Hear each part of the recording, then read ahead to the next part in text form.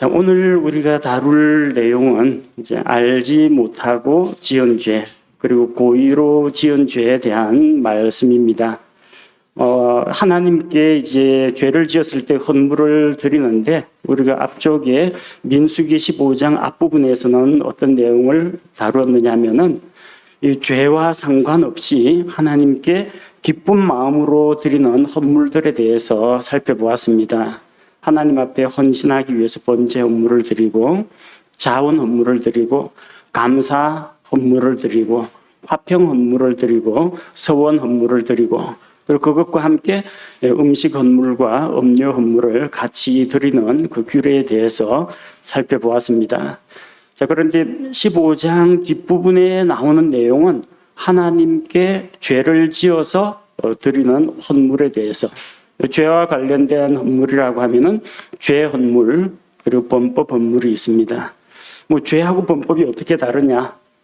똑같습니다. 똑같이 하나님께 죄를 지은 겁니다.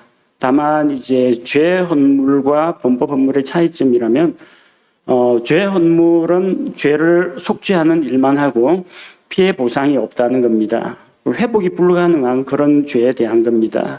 범법 헌물은 다른 사람에게 어떤 손해를 끼친, 그러니까 주로 이제 하나님을 대적하여 어떤 죄를 짓는 게 아니라 사회생활을 하다 보니까 사람과 사람 사이에 무슨 약속을 어긴다든지 신용을 깨뜨리고 또 다른 사람에게 어떤 피해를 입힌 자기의 부주의나 과실로 피해를 입힐 수가 있습니다.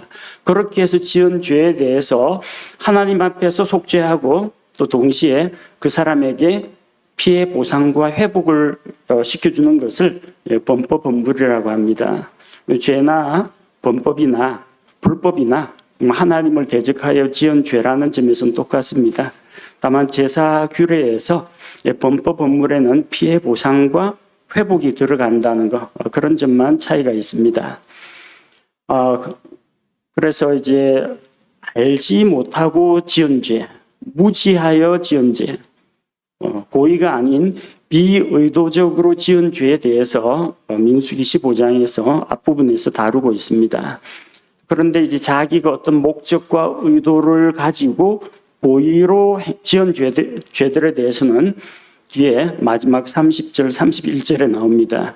고의로 지은 죄에 대해서는 헌물을 가져오라고 하지 않습니다. 죄를 짓는 그 혼은 백성 가운데에서 끊어질 것이라고 했습니다. 자, 그래서 22절, 23절 말씀해 보면은 주의 명령을 지키지 못했을 때 해야 할 일들을 알려주고 있습니다.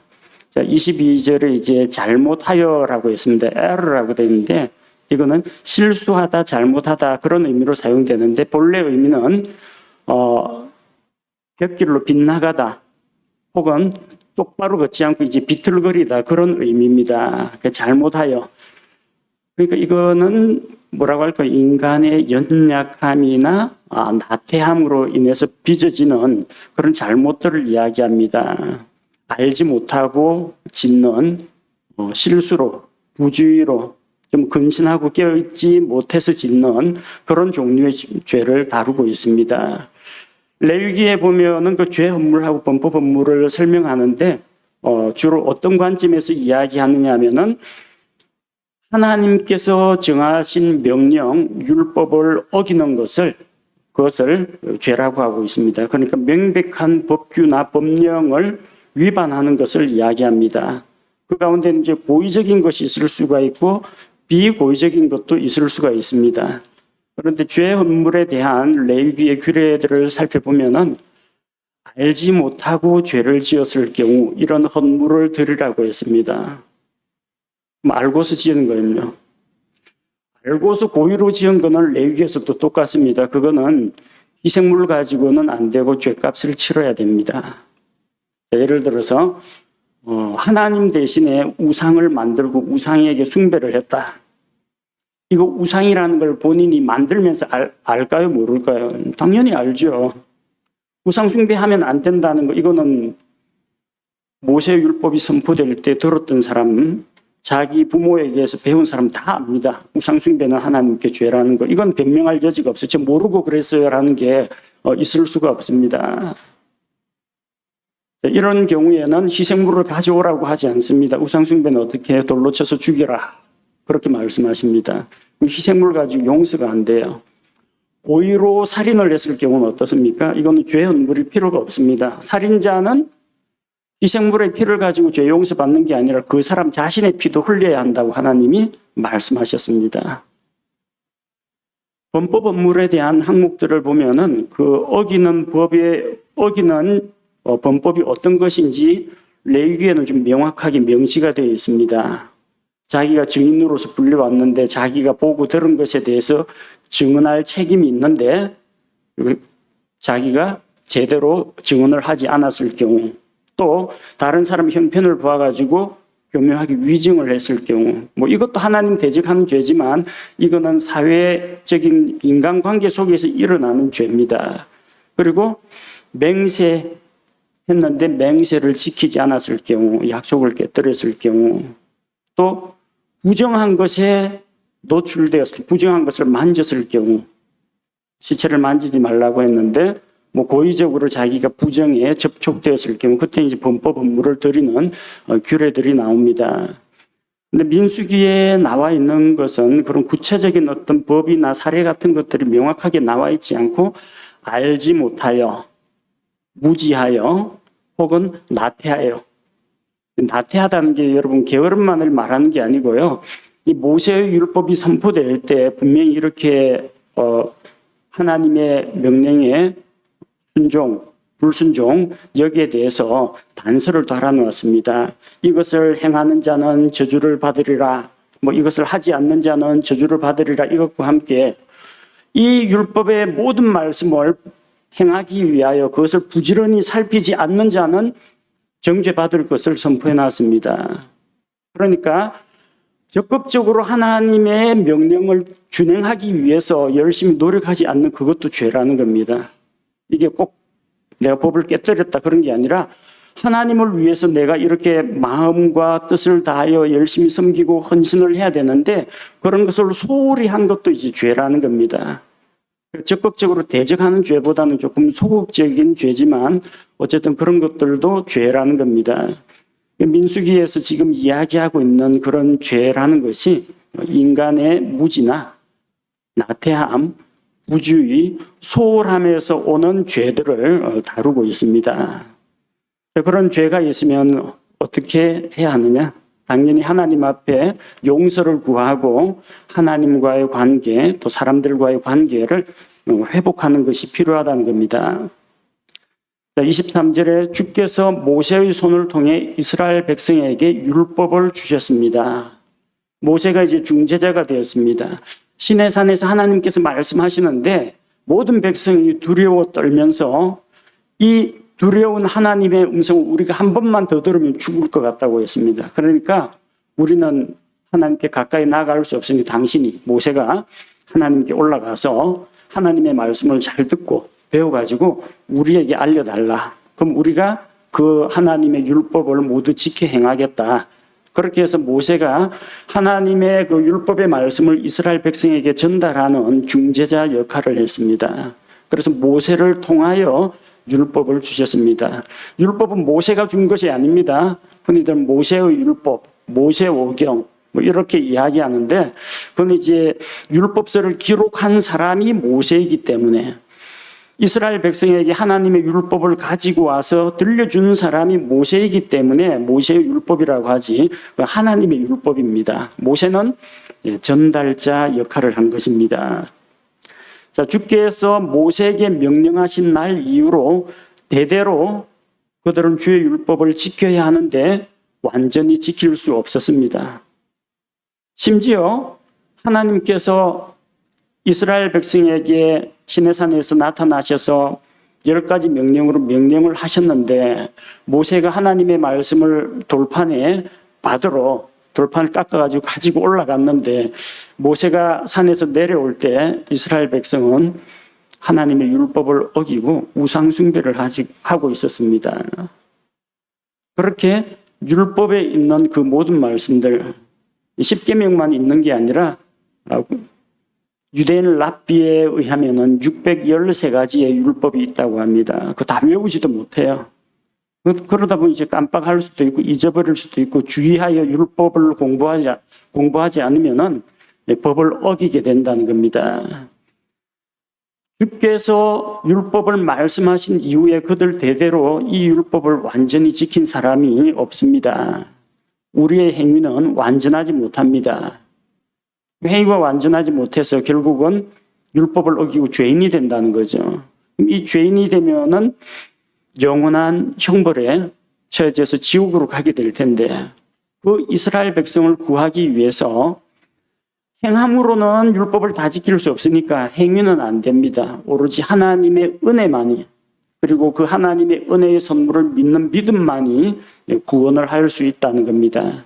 그래서 하나님께서 그들에게 죄를 용서받는 길을 말씀해 주시고 그 말씀을 믿고 하나님께서 말씀하신 대로 죄 헌물, 범법 헌물을 드리면 그들의 죄가 용서되었다는 겁니다. 자, 그래서 이제 24절에서 29절 말씀을 보면은 알지 못하고 죄를 지었을 때 그 죄를 어떻게 처리할 것이냐 그 방법이 나와 있습니다. 자, 24절에 보니까 이스라엘 회중 전체가 알지 못하는 가운데 조금이라도 죄를 지었을 때 다음과 같이 하라 이렇게 말씀하셨습니다. 이런 일들이 있을 수가 있습니다. 이스라엘 회중이 집단적으로 뭔가 잘못할 수가 있습니다. 사무엘기에 보면은 사울이 해가 지기 전에는 음식을 맛보지 말라 맹세로 이야기를 했습니다. 근데 요나단이 땅에 흐르는 꿀을 찍어 먹고 눈이 밝아져가지고 이거 먹었으면 우리가 더 열심히 힘내서 싸울 수 있었을 텐데 하니까 사람들이 저마다 전리품 중에서 가축을 잡아먹습니다. 이스라엘 백성이 피를 먹으면 안 된다는 율법은 알고 있습니다. 워낙 다들 배가 고프고 전쟁 상황이고 그러니까 이거 피를 쭉 짜내고 피를 쏟은 다음에 먹어야 되는데 이 피가 완전히 빠지기도 전에 피째 먹었다는 겁니다. 왜 다른 사람들이 다 그렇게 하거든요. 전시 상황이고 다들 굶주려 있으니까 그렇게 집단적으로 할 때가 있습니다. 그러고 아차 나중에 생각이 나는 겁니다. 피 먹으면 안 되는데 그 율법이 생각나는 겁니다. 이스라엘 전체 회중이 잘못된 판단을 하거나 주변의 분위기에 휩쓸려 가지고 집단으로 잘못할 때가 있습니다. 자, 그래서 어떤 때는 알지 못하고 자기도 알지 못하는 사이에 그런 일들이 일어날 수가 있습니다. 앞쪽에서 레위기에 나오는 그 범법의 예에 대해서 부정한 것을 만졌을 때 부정해지지 않습니까? 하나님 앞에 죄입니다. 거룩하게 자기를 지키지 못했기 때문에 이 부정한 것을 만진 것만 죄가 아니라 그냥 자기가 집안에 있는데 이 연로하신 가족 부모님이 돌아가셨어요. 결국은 이 수의 갈아입히려고 하면 시체를 만지게 되지 않습니까? 어쩔 수 없는 상황입니다. 또 혹은 자기가 사용하는 그릇에 보니까 죽은 벌레가 떨어져 있습니다. 부정하게 됐는데 자기가 모르고 그 그릇을 만졌다는 겁니다. 알지 못하고 또 자기가 있는 옆에서 누군가 갑자기 쓰러져 죽었어요. 부모님은 아니더라도 갑자기 어떤 사람이 쓰러져 죽는 현장에 자기가 있으면 자기도 부정함에 관련이 되는 겁니다.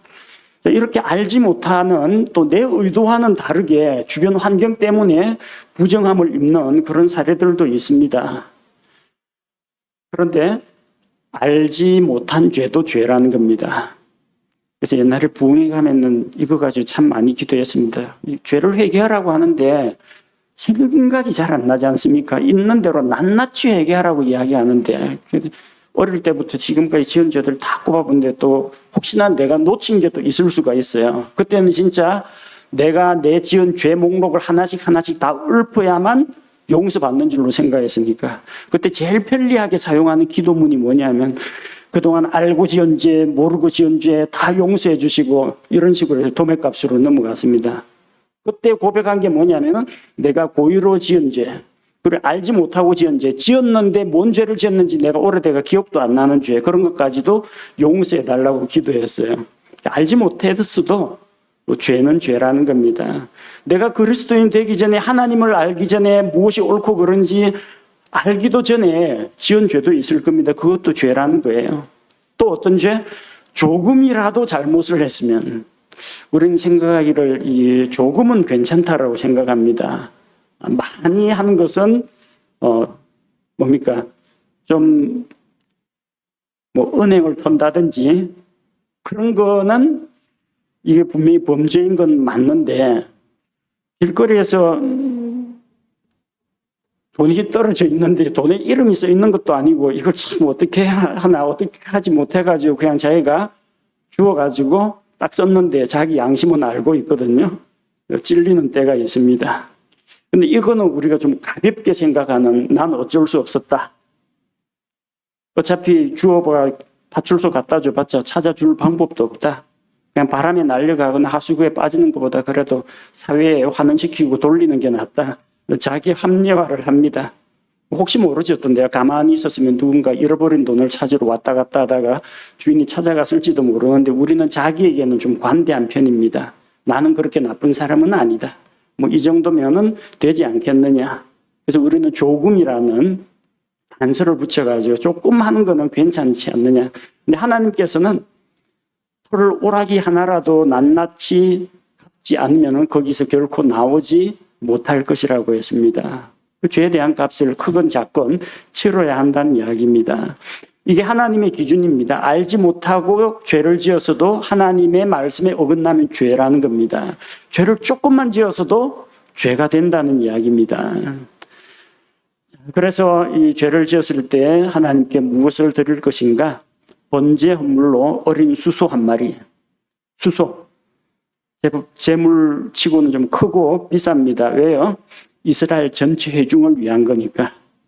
어린 수소 한 마리, 그것과 함께 음식 헌물과 음료 헌물을 같이 드립니다. 번제와 함께 음식 헌물, 음료 헌물을 드립니다. 또 하나가 더 있죠. 죄 헌물로 염소 새끼 한 마리라고 했습니다. 자, 그런데 죄 헌물에는 음식 헌물과 음료 헌물을 같이 곁들여 드리지 않습니다. 번제는 헌신을 상징하는 이 기쁨과 하나님께 가까이 나아가는 그런 거기 때문에 기쁨을 상징하는 이제 음식, 그리고 포도즙, 이게 같이, 기름, 포도즙, 이게 같이 들어가는데, 죄 헌물은 뭐 잘했다고 하나님 앞에서 뭐 유쾌한 일도 아닌데 기쁨의 포도즙이라든지 기름을 섞은 이 밀가루라든지 이런 것들은 빠지게 된다는 겁니다. 자, 제물이 조금 차이가 날 겁니다. 레위기에서는 이스라엘 전체 회중의 죄를 위해서는 어린 수소를 드린다.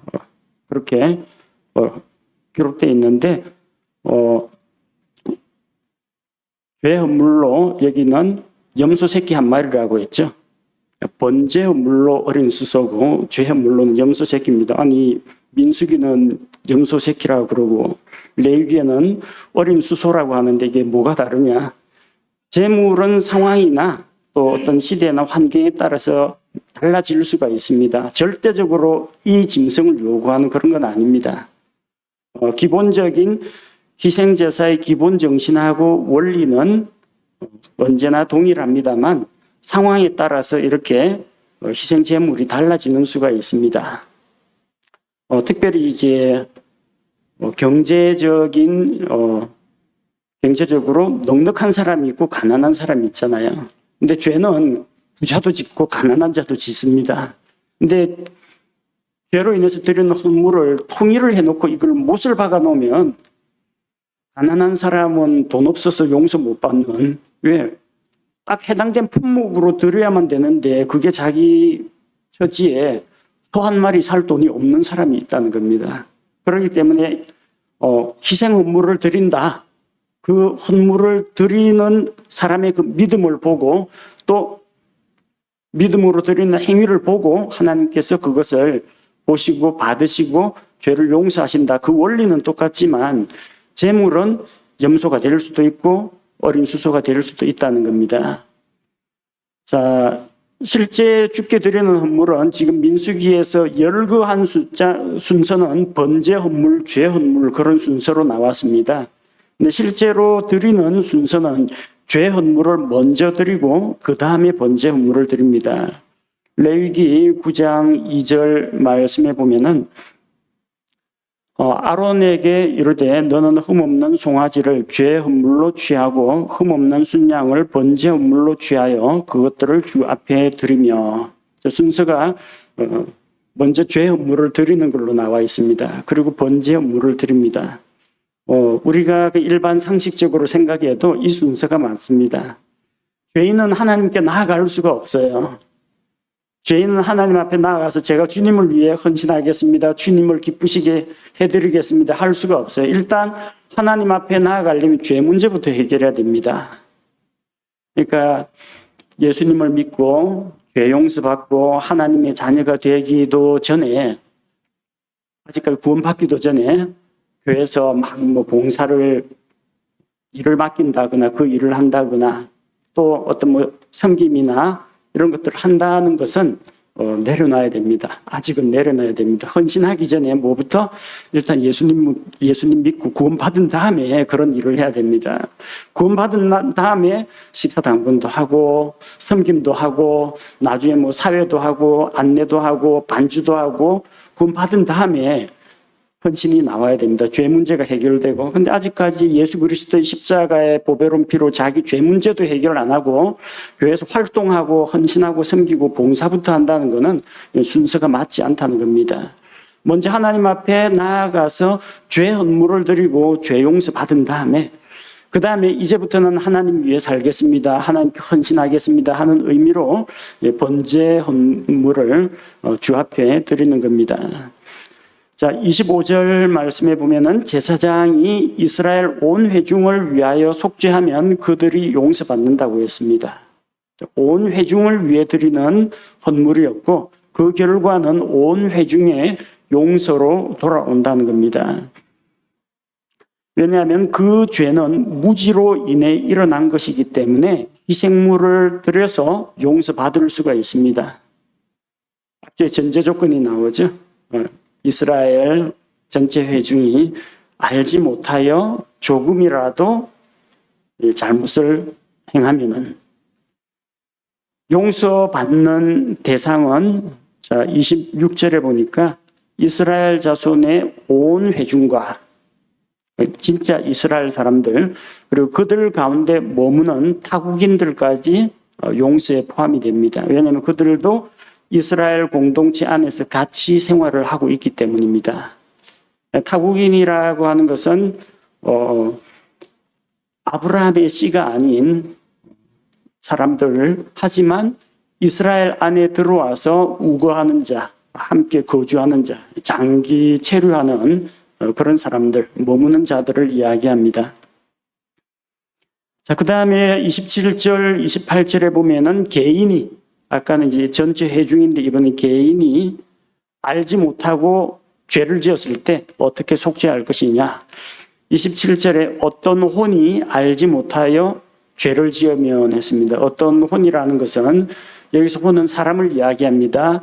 영, 혼, 육 가운데 이 혼만 딱 빼가지고 무슨 혼백이 죄를 짓는다든지 그런 의미가 아니라 성경은 사람의 중심이 혼이기 때문에 인격이 혼에 있고 사람의 본질이 혼이기 때문에, 왜 육체 이거는 껍데기입니다. 나중에 죽으면 땅에 묻혀서 흙으로 돌아가는 이 땅에 속한 물질로 이루어진 겁니다. 영은 하나님께서 주신 생명이고 하나님 주신 호흡입니다.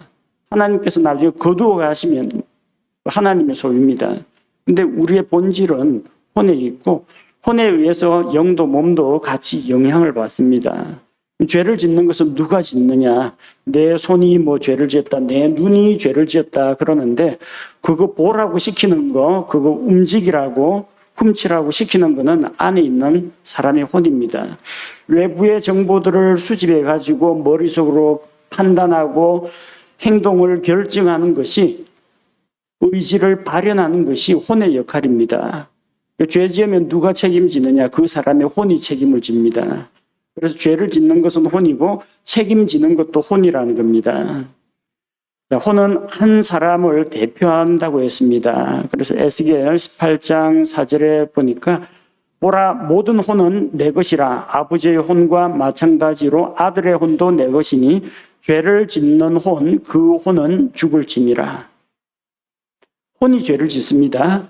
그래서 나중에 죄를 지으면 영혼 몸 가운데 무엇이 지옥에 가느냐면 혼이 지옥 갑니다. 영은 하나님께로 갑니다. 그것을 주신 하나님께로 돌아가고, 몸은 땅에 묻히지, 몸은 현재 이 육신적인 물질로 구성된 몸은 지옥에 가는 게 아닙니다. 혼이 지옥에 들어가는 겁니다. 혼이 자기 인생에 대해서 책임을 집니다. 구원받은 혼은 낙원으로, 하늘나라로 가는 것이고, 구원받지 못한 혼은 죄값을 치르기 위해 지옥에 들어가는 것입니다. 이 각 사람은 하나님의 말씀을 잘 읽고 또 부지런히 탐구하고 그 말씀을 마음에 새기고 기억해야 됩니다. 삼가 이 율법을 모든 말씀을 지켜 행하기 위하여 부지런히 이 말씀에 주의하지 않는 자는 저주를 받으리라. 율법의 말씀을 부지런히 해야 되는데 부지런히 읽고 생각하고 주의를 기울이지 않는 사람들이 꼭 나온다는 겁니다. 그건 내가 하나님을 대적해야 되겠다 이런 생각이 아니라 게으르고 나태하고 좀 하나님께 내 마음을 온전히 들으지 못해가지고 좀 수동적이고 소극적인 상태에서 죄를 짓는 그런 경우가 있습니다. 그래서 의도하지 않게 죄를 짓는 그런 때에도 그래도 죄는 죄라는 겁니다. 알지 못하고 죄를 지은 자는 1년 된 암염소를 죄 헌물로 가져오라고 했습니다. 그런데 이제 경제적 능력이 없는 가난한 자는 산비둘기 2마리나 집비둘기 새끼 2마리를 가져와도 됩니다. 그보다 더 가난한 자는 고운 밀가루 10분의 1 에바로 대체할 수도 있습니다. 하나님께서 이렇게 진짜 돈이 없어가지고 희생 헌물을 못 가지고 오는 사람들을 위해서 이런 희생물을 다른 걸로 하나님께 드린 헌물을 다른 걸로 대신하여 드릴 수 있도록 했습니다. 아무리 없다고 해도 자기 집에 빵 구워 먹을 밀가루는 있고 하나님 앞에 바칠 자기 죄를 위해서 바칠 자기 생명을 위해서 바칠 밀가루 헌물은 없다. 그건 이제 말이 안 되는 거죠. 그거는 돈이 없는 게 아니라 하나님께 대한 믿음이 없는 겁니다.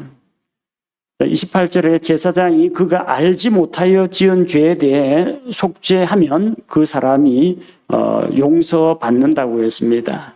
제사장은 사람들의 죄를 용서하는 사람이 아닙니다. 하나님께서 용서하는 것이고 제사장은 그에게 율법의 말씀을 들려주고 그가 죄를 짓지 않도록 가르치고 그가 죄를 지었을 때 그를 하나님 앞으로 이끌어주는 역할을 합니다. 그래서 이 제사장의 역할은 하나님 앞에 예배하고 다른 사람이 예배하는 일을 도와주는 역할을 합니다. 제사장 역할이 결국 제사장인데 일반 종교에서 이제 사제라고 부릅니다.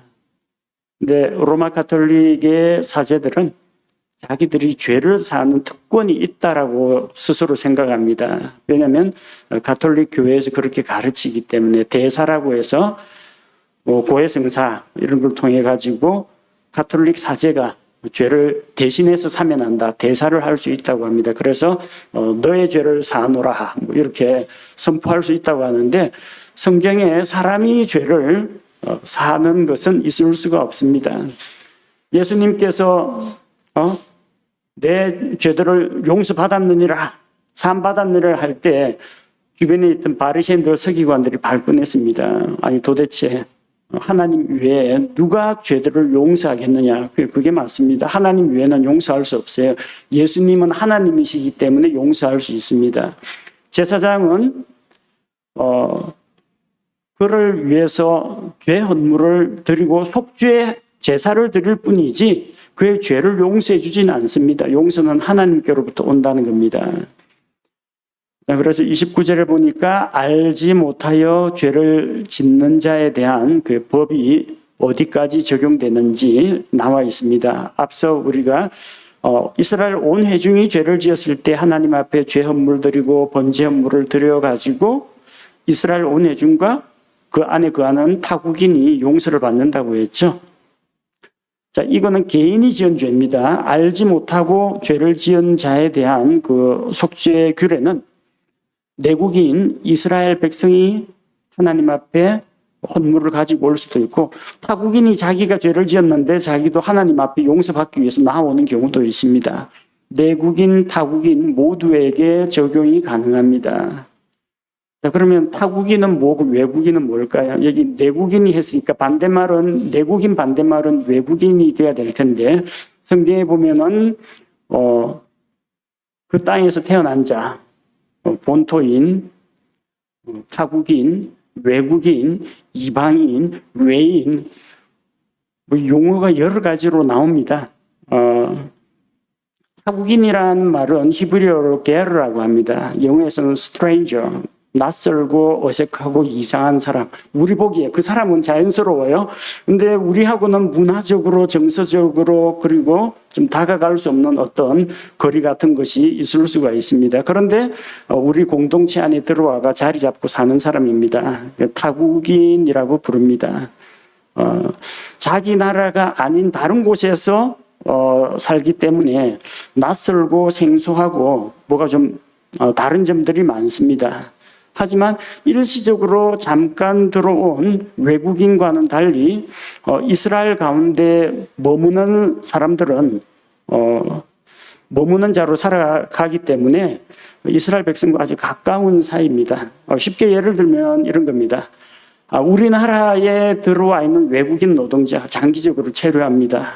그리고 건강보험료 납부하고 의료 혜택도 받을 수가 있고요. 어떤 복지라든지 인권 같은 것도 보장받을 수가 있습니다. 근데 외모도 좀 다르고 먹는 식습관도 좀 다르고 어쨌든 우리하고 좀 다른 점이 많기 때문에 우리는 그 사람들 보면 조금 외국인 동남아에서 온 이주 노동자 보면은 좀 낯설고 이상한 사람으로 여깁니다. 그 스트레인저입니다. 우리한테는 외인입니다. 우리 입장에서 그렇다는 이야기예요. 자기들끼리 모이면 자기들끼리 뭐 자국어로 이야기하면서 잘 올려놓습니다. 자기들끼리는 거리감이 없어요. 이스라엘 입장에서 볼 때 상대적 개념으로 우리와는 다른 타국, 스트레인저입니다. 자, 외국인은 히브리어로 노클이라고 하는데 영어 성경에는 foreigner라고 되어 있습니다. 이건 진짜 외국 사람입니다. 타국인도 외국 사람은 맞아요. 국적으로 따지면 외국은 맞습니다. 근데 우리 공동체 가운데 들어와서 우거하는 사람을 이야기하고, 외국인은 일시적으로 잠시 이스라엘을 방문하는 그런 사람, 국적이 외국인 사람을 이야기합니다.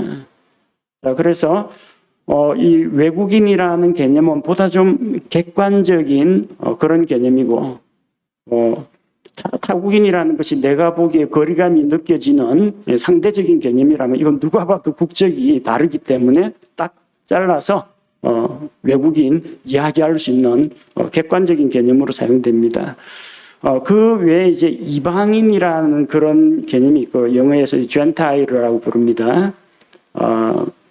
그리고 아예 이제 하나님을 믿지 않고 이방 종교를 믿는 이교도 히든이라고 부릅니다. 페이건이라고 부릅니다. 그런 사람들은 이제 종교적인 관점에서 이교도라고 부르고, 이방인이라는 것은 하나님의 약속의 언약 그 밖에 있는 외부인들을 가르쳐서 이방, 우리 이 울타리 바깥에 있는 사람을 이야기할 때 이방인이라고 부릅니다. 그리고 약속들과 아무 상관없는 외부인이라 그런 의미에서 외인, 엘리언이라고 부르기도 합니다. 그래서 어쨌든 다 이스라엘 사람이 아닌 건 맞습니다. 근데 그걸 우리 공동체 가운데 오랫동안 머물면서 대대로 살아오는 그런 사람하고 일시적으로 외국에서 들어와가 잠깐 방문한 외국인 관광객하고는 다를 수밖에 없다는 거죠. 그리고 종교적인 관점에서 하나님의 언약, 아브라함의 언약 밖에 있는, 그러니까 우리에게는 아무런 권리나 혜택이나 뭐 복지나 우리하고는 아무런 상관이 없는 그럴 때는 외인, 에일리언, 그렇게 이방인, 그렇게 부를 수가 있습니다. 자, 용어상으로 이렇게 차이가 나는데, 이제 알지 못하여 죄를 지은 개인이 용서받는 것도 본토인 내국인하고 하나님의 백성 아브라함의 씨하고 그 외국인이지만 이스라엘 안에 들어와서 같이 공동체 안에 들어와서 생활하는 타국인도 하나님 앞에 나오면 받아주시고 죄를 용서해 주신다는 겁니다. 구약시대에도 벌써 이렇게 하나님께서 문을 열어놓으셨습니다. 하나님이 이스라엘요 민족만의 신이요 민족의 하나님이 아니라 온 우주 만물, 온 세계를 다스리시는 분이시고 장차 예수 그리스도를 통하여 예수님의 십자가를 통하여 유대인이나 이방인이나 그분의 피로 말미암아 가까워지게 하시고 하나가 되게 할 것을 미리 알고 계셨기 때문에 비록 타국인이라 할지라도 알지 못하여 죄를 짓고 하나님 앞에 나아오면은 죄 용서 받는 길이 있었다는 겁니다. 자, 그러면은 이제 고의적으로 죄를 지으면 어떻게 되느냐? 30절, 31절에 나오는 내용과 같습니다. 30절에 어떤 혼이 조금이라도 자기 뜻대로 행하면, 자기 뜻대로, 영어 성경에는 presumptuously라고 되어 있는데, 17세기 영어에서, 그 당시에, 킹제임스 성경이 나오던 그 당시에 이 단어의 뜻은, 주로 거만하게, 자기 의지로, 그러니까 당당하게 죄를 짓는 걸 이야기합니다. 실수로 몰라서 내가 부주의하게 좀 관심을 소홀히 하다가 넋놓고 있다가 죄를 짓는 게 아니라 딱 당당하게 뻔뻔스럽게 노골적으로 죄를 짓는 그런 거. 그러니까 하나님을 대적하여 죄를 짓는 것을 이야기합니다. 그것을 가리켜서 이제 자기 의지로, 자기 뜻대로. 그러니까 분명히 자기의 어떤 의사결정과 판단 하에서 지은 죄, 고범죄, 고의로 지은 죄를 이야기합니다. 자, 모르고 행하는 것이 아니라 알면서도 자기 스스로의 의지로 그 길을 택한 것을 말합니다. 그래서 개역성경에는 짐짓 이렇게 표현했고 개역개정에서는 좀 알아듣기 쉽게 고의로 이게 조금 이해하기가 쉬울 겁니다. 표준역에서는 주제 넘게, 이건 현대 영어에서 presumptuously가 그런 의미이기 때문에 표준역은 아마 현대 영어 쪽을 보고 주제 넘게, 뭐 건방지게라는 뜻도 있습니다. 그렇게 해석한 것 같고, 근본역에서는 이걸 제멋대로라고 이제 번역을 했습니다. 뉘앙스가 조금씩 차이가 나긴 합니다만 어쨌든 이거는 뭐 무지와 연약함과 나태함과 소홀함으로 지은 게 아니라 당당하게 자신만만하게 자기 딴에는 떳떳하다고 생각하면서 노골적으로 하나님을 대적한 죄를 이야기합니다. 그런 의미로 이해하시면 됩니다. 자기 의지로라는 게 고의를 가지고 했다는 겁니다. 자, 자기 의지라는 것은 하나님의 길을 따라 걷지 않고 자기 자신의 길을 따라 걸었다는 것이고요. 그렇게 하는 것은 이사야 53장 6절에서 목자를 떠나가지고 각각 자기 길로 간, 자기 길을 고집한 양과 같이 이것은 하나님 앞에 죄라는 겁니다. 그 우리의 불법 때문에 예수님께서 십자가에서 대신 죽으신 겁니다. 자기 의지로, 즉 고의로 죄를 짓는 자는 주께 수치를 끼치는 자요 주를 모욕하는 자라고 했습니다. 자, 그 혼은 백성 가운데서 끊어지게 된다고 했습니다. 그 혼이 백성 가운데서 끊어진다라는 것은 뭘 말합니까? 백성 가운데서 끊어진다는 게 뭐 추방한다 그런 이야기가 아니라 죽는다는 이야기입니다. 생명이 끊어진다는 이야기예요. 그 죄는 희생 헌물을 가지고는 용서를 받을 수가 없습니다. 희생 헌물로 용서가 되는 죄가 있고 용서가 안 되는 죄가 있어요. 앞서 말씀드린 우상숭배, 살인, 이거는 어떤 헌물을 가져오라고 하지 않으십니다. 그냥 죽여야 된다고 하십니다. 엘리의 집안이 하나님의 것을 도둑질했습니다. 엘리의 두 아들이 하나님에게 드리는 제사를 업신여기고 희생 헌물을 하나님께 드리기도 전에 가로챘습니다. 그래서 그때 사무엘기상 3장에서 뭐라고 했습니까? 엘리의 집안의 불법은 희생물이나 헌물로는 제거되지 않는다고 했습니다. 죄값을 치러야 된다는 겁니다. 우리가 그래서 죄가 그렇게 무섭다라는 것을 기억해야 합니다. 31절 말씀을 보면 그 사람은, 고의로 죄를 지은 사람은 주의 말씀을 멸시하고 그분의 명령을 위반하였으므로, 주의 명령 말씀을 깨뜨렸으므로 그의 혼은 완전히 끊어지고 그는 자기의 불법을 담당해야 할 것이다. 죄값을 치러야지 용서받을 생각을 하지 말라는 이야기입니다. 죄를 짓는 자는 죄를 용서받기 위해서 희생물을 가지고 하나님 앞으로 나아가야 합니다. 하나님께서는 믿음으로 드리는 희생물을 기쁘게 받으십니다. 그러나 죄 짓고 가져오는 헌물보다는 죄 짓지 말고 하나님께 감사함으로, 기쁨으로, 헌신하는 마음으로, 자원하는 마음으로 하나님과 교제를 위해서 가져오는 그 헌물이 하나님 앞에 더 하나님 보시기에 아름답다는 겁니다. 알고 지은 죄도 죄요, 모르고 지은 죄도 죄입니다. 조금이라도 죄를 지었거나 많이 죄를 지었거나 어쨌든 죄는 죄고 죄의 삭은 사망이라는 것입니다.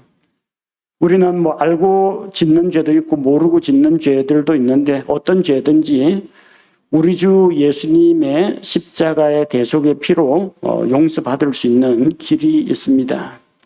죄의 문제를 해결하기 위해서 생명을 버려야 합니다. 구약시대 사람들은 자기 생명을 대신해서 자기가 집에서 기르던 가축을, 소나 양이나 염소를 가지고 와서 그 짐승에게 죄를 전가하고 그 짐승을 죽여서 그 피를 하나님께 드렸습니다. 희생물이 된 겁니다. 자기를 대신하여 희생한 겁니다. 신약시대에는 이 죄 문제를 해결하기 위해서는 똑같습니다. 자기가 죄값을 치르든지 죽어서 지옥 가든지 아니면은 십자가에서 자기 죄를 위해 대신 속죄하신 예수님의 피를 믿음으로 받아들이든지 두 가지 길이 있습니다. 하나님께서는 의로우신 분이기 때문에 그 죄인에게서 직접 생명, 그 죄의 삭을 취하시거나 혹은 그가 자기 죄를 대신해서 예수님이 나의 죄를 대신하여 죽으신 것을 내 것으로 믿고 받아들입니다 해서 예수님의 피를 의지할 때 그 사람의 죄값을 예수님을 통해서 예수님의 생명값으로 받으시고 그 사람의 죄를 이제 용서하신다는 겁니다.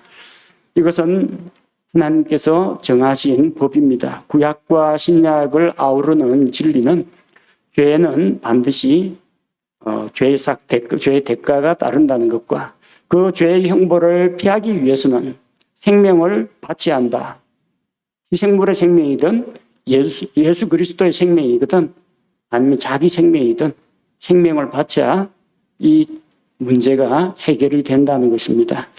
죄에 대해서 엄히 다루시는 하나님을 생각하면서 우리도 알지 못하고 실수로 죄를 짓는 그런 연약한 존재이긴 하지만 하나님을 노골적으로 대적하여 거만하게 당당하게 당돌하게 하나님을 적대하는 그런 죄를 짓지 않도록 우리가 고범죄를 짓지 않도록 하나님 앞에 깨어서 기도하고 주의 말씀을 우리 마음속에 그 말씀을 우리 안에 새겨서 우리의 걸음이 미끄러지지 않도록 해야겠습니다.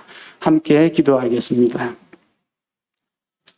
하나님 아버지, 오늘 민수기 15장 말씀을 통해서 알지 못하고 지은 비의도적인 죄와 자기 의지로 하나님 앞에서 당돌하게 지은 고의적인 죄에 대해서 살펴보았습니다. 어떤 죄든지 모두 하나님 앞에 죄요, 또 그 결과는 사망이라는 것을 살펴보았습니다. 자기 생명을 내놓든지 희생 짐승의 생명을 내놓든지 혹은 자기 죄를 대신한 예수 그리스도의 생명값을 의지하든지 사람들이 이 가운데 선택해야 함을 알고 있습니다.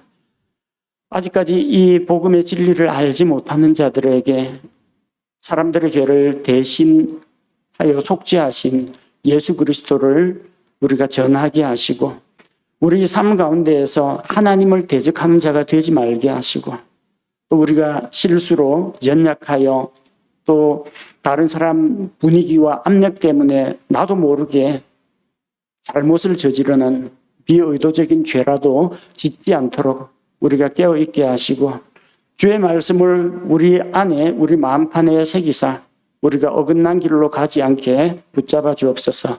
예수님 이름으로 기도합니다. 아멘.